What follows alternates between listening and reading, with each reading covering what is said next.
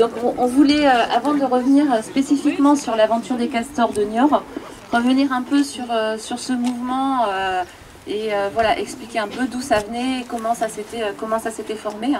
Donc on a, on va dire ce qu'on appelle l'esprit castor, qui date des années entre les deux guerres. Donc qui date des années 30, avec principalement dans le nord de la France.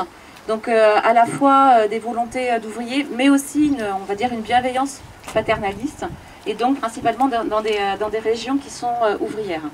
Donc ça a été aidé notamment par la loi Loucheur du 3 juillet 1928, qui elle permet ce genre d'autoconstruction. Mais c'est un mouvement qui est beaucoup plus ancien et qui est, comme beaucoup de choses sur l'habitat, qui vient des pays nordiques, donc notamment de la Suède, mais aussi de la Grande-Bretagne.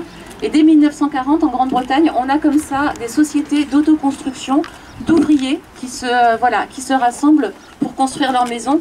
Et c'est lié en fait à la révolution industrielle. Donc avec l'exode des campagnes et l'arrivée des ouvriers en ville, on a un fort besoin de logement, donc dès 1800-1850. Et à ce moment-là se forment ces coopératives.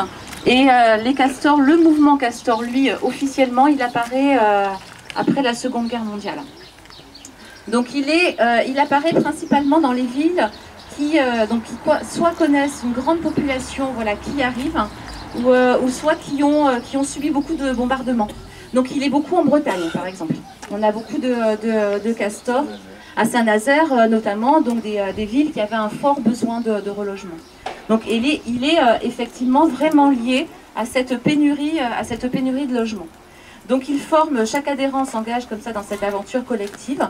Donc ils s'engagent à donner son temps, et ils s'engagent aussi à ne pas choisir sa maison, à être tiré au sort. C'est ce que disait tout à l'heure Yann. Et donc ça, c'est les deux principes. Et ensuite, ils forment une association du genre de loi 1900.